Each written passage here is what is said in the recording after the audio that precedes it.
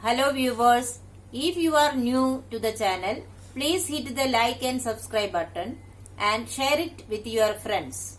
Also, click on the bell icon so that you get the latest information about the videos that are uploaded. Hello students, welcome back to the new video. In this video, we are going to continue chapter number 11, Transportation in Animals and Plants. In today's session, we will study the circulatory system in humans. Students, in the previous video, we have discussed about the importance of transportation of materials in all living organisms.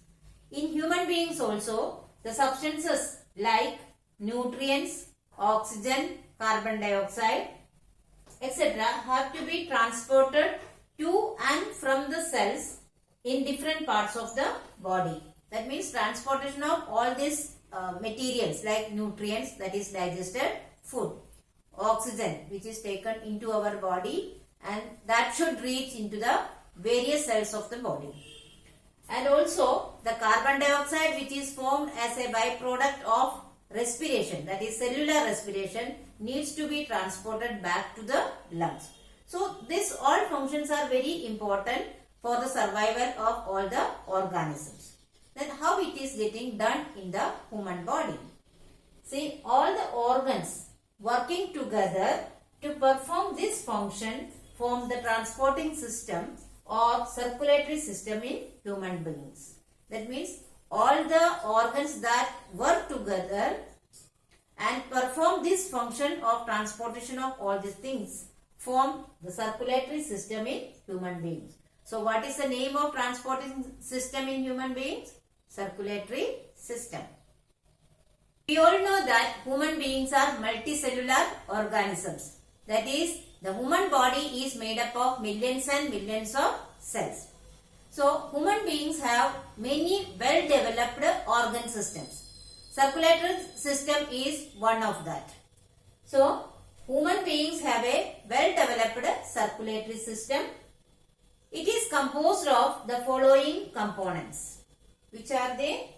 Blood, blood vessels and heart. So, human body consists of well-developed circulatory system which consists of the components like blood, blood vessels and heart. Now, let us look at the diagram of human circulatory system. It consists of three components: heart, blood vessels and blood.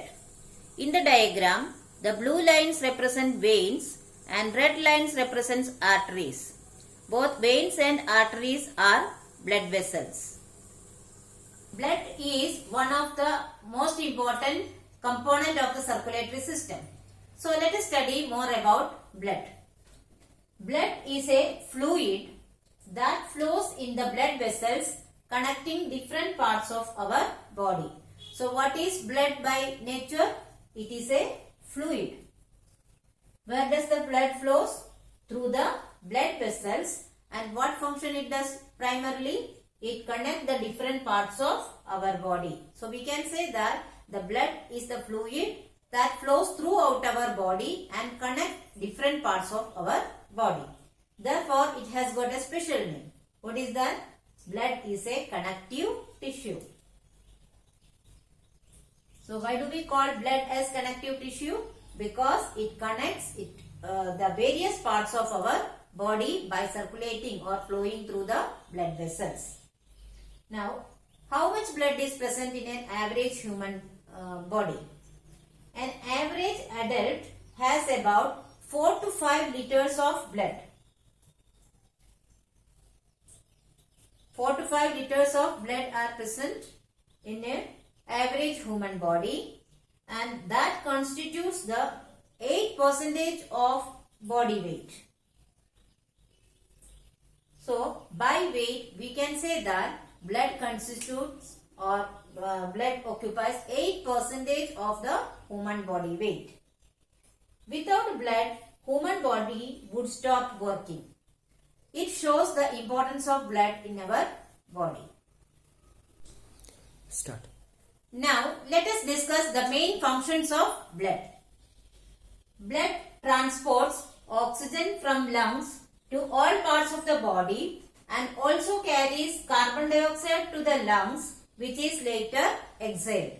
That means from the lungs, oxygen is taken to all parts of the body by blood, and in return it takes the carbon dioxide, which is a product of cellular respiration, to the lungs, and that is later exhaled or given out. Second important function is it carries the digested food from the small intestine to different parts of our body. In the digestive system, you have learned that digested part of the food is absorbed into the blood through thin walls of the small intestine. So from there, the digested food is carried to all parts of our body through blood. And also it carries the waste materials produced in the body are transported to the kidneys for their removal. So waste materials from different cells of the body is taken back to the kidneys through the blood. Let us see what is the next function of blood. Blood helps to maintain a constant body temperature. You know that human beings are warm-blooded animals. What does it mean? Our body temperature do not change along with the atmospheric temperature or outside temperature. So to keep a constant body temperature, the blood circulation is necessary or it is helpful. It also carries hormones and various antibodies to the place where they act.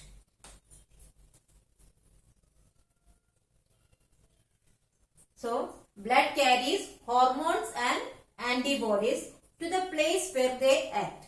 So what are hormones? Hormones are that molecules or the chemical substances which boost or regulate the various metabolic functions of our body. Now, what are antibodies then?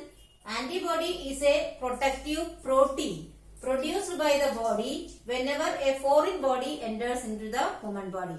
That means any foreign body, that is outside particle, enters into the human body.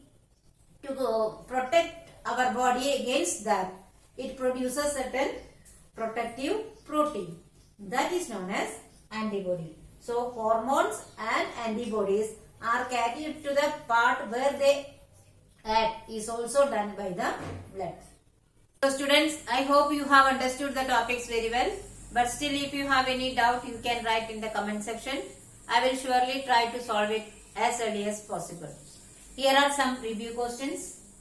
Please solve it in your notebook. Thank you.